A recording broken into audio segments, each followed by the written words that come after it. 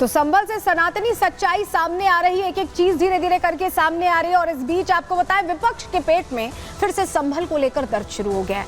पहले जब सर्वे हो रहा था तो मंदिर मस्जिद वाला दर्द था, और अब ये दर्द है कि कैसे सनातनी सच निकलकर सामने आ रहा है। लेकिन योगी आदित्यनाथ ने क्लियर कहा है कि किसी को नहीं बख्शा जाएगा जिसकी जिसकी गलतियां हैं।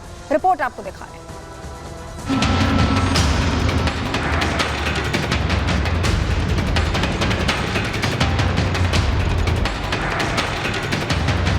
संभल में खोदा अवैध निर्माण, निकले मंदिर और भगवान।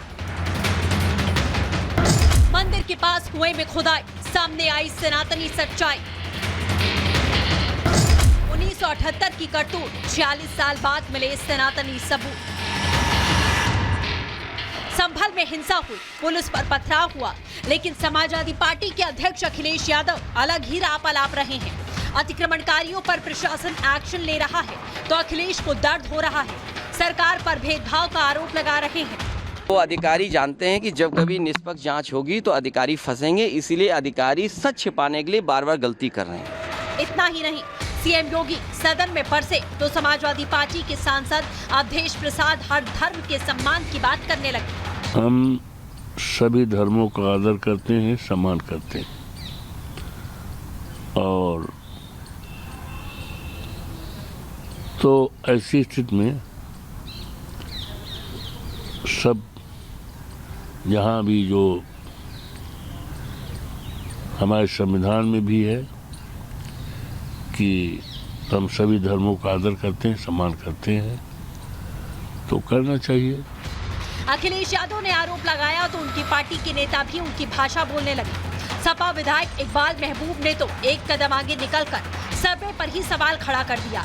सरकार पर ज्यादती करने का आरोप लगाने लगे। संभल की में जो कुछ भी हुआ, वो अगर वहाँ भड़काऊ भाषण न होते, वहाँ भड़काऊ नारे न लगते और प्रशासन सूझबूझ से काम ले लेता तो ये घटना नहीं घटती। सूचनाएं उनके पास गलत हैं। मैंने उनसे साफ कहा है कि अगर 180 नहीं, अगर 80 भी कोई साबित कर दें तो मैं अपने पद से इस्तीफा यहाँ विधानसभा में बैठ के दे दूंगा, वरना आप अपने पद से इस्तीफा दे दें। हालांकि महबूब के आरोपों के दौरान भाजपा विधायक नंद किशोर गुर्जर ने विरोध किया, तो वहीं कुंडा से विधायक राजा भैया ने समाजवादी पार्टी को ही आड़े हाथों ले लिया। हिंसा के दौरान घायल हुए पुलिस वालों के समर्थन में खड़े नजर आए। एक हिंदू होने के नाते, एक सनातनी होने के नाते, माननीय अध्यक्ष जी, हम तो ये कहते हैं कि न्यायालय किसी भी मंदिर पर सर्वे का अगर कोई आदेश करती है तो मैं नहीं समझता कि किसी भी सनातनी, किसी भी हिंदू को कोई आपत्ति होगी। हमने किसी के धर्मस्थल तोड़ के अपने धर्मस्थल नहीं बनाए। करें जहां करना हो सर्वे करें। हम कभी गुम्मा अद्धा नहीं चलाएंगे, हम पत्थरबाजी, हम न्यायालय के निर्णय का सम्मान करेंगे। तो शासन का काम, प्रशासन का काम तो न्यायालय के निर्णय को लागू कराना होता है। साफ है, संभल में जारी खुदाई और अवैध अतिक्रमण को लेकर विपक्ष के पेट में तेज दर्द है। लेकिन सीएम योगी पहले ही साफ कह चुके हैं, जो भी आरोपी होगा उसे बख्शा नहीं जाएगा। Bureau report, Republic Bharat. इस बीच सियासत तो हो ही रही है, लेकिन आपको बताएं एक और चीज हो रही है संभल में, जहां सिर्फ परिवार मिल रहा है, सनातनी सच सामने आ रहा है, वहीं बुलडोजर एक्शन भी हो रहा है। जरा वो तस्वीर अब आपको दिखाते हैं। संभल में मियां सराय कटरा बाजार में एक्शन हुआ है। जहां अतिक्रमण किया गया है वहां एक्शन लिया जा रहा है, और ये एक्शन की ही तस्वीरें हम आपको दिखा रहे हैं। बुलडोजर एक्शन कैसे संभल में हुआ है। तो संभल में इस वक्त बहुत हलचल है और अलग अलग तस्वीरें इस बीच सामने आ रही हैं। तो जहां पर बुलडोजर एक्शन हुआ है, क्यों कार्रवाई हुई है, क्या इलाका है, पूरी जानकारी आपको रिपोर्ट के जरिए दे रहे हैं।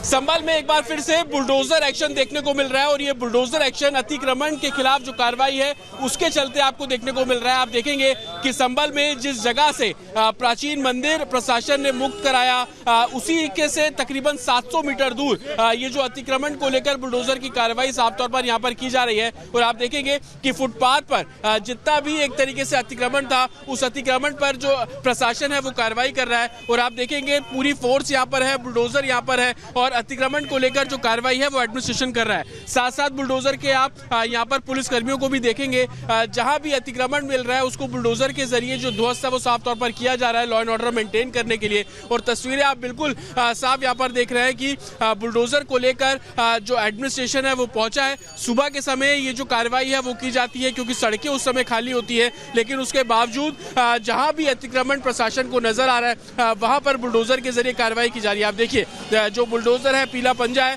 वो कैसे दुकानों के बाहर एक रोपवे बना दिया गया था उस पर आप साफ तौर पर चलते हुए देखेंगे। और अतिक्रमण जहां जहां एडमिनिस्ट्रेशन को नजर आ रहा है वहां पर इस तरीके से बुलडोजर के जरिए जो कार्रवाई है वो की जा रही है।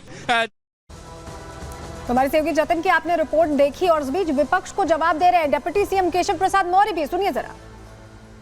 सपा और कांग्रेस का ये कहना है कि जो बहराइच में हुआ, जो संभल में हुआ, वो सरकार ही करा रही थी, प्रायोजित था। इस तरह का आरोप सदन में लगाया गया। सपा और कांग्रेस के बीच में मुस्लिम वोट बैंक को अपने अपने तरफ खींचने की होड़ लग गई है। इनका जो गठबंधन 2024 लोकसभा चुनाव में था, घोषित तौर से नहीं लेकिन अघोषित तौर से ये समाप्त हो चुका है। तो संभल के बारे में पूरा अपडेट आपको दे दिया और अब बात करेंगे उस खत को लेकर छिड़े रार की जिस पर सवाल अब कांग्रेस से पूछे जा रहे हैं। अब बात इसकी।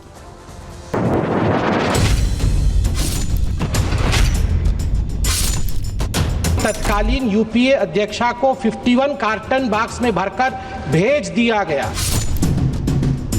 सरकार से अनुरोध है कि संस्कृति मंत्रालय इस मामले की सत्यता की जांच करे। हम जानना चाहते हैं कि आखिर नेहरू जी ने एडविना माउंटबेटन को क्या लिखा। सोनिया गांधी जी 51 कार्टन्स चिट्ठी नेहरू जी का लेके चली गई, आखिर क्यों? इन चिट्ठियों में ऐसा क्या था? ये राष्ट्र की धरोहर है, ये बहुत ही महत्वपूर्ण देश का इतिहास है।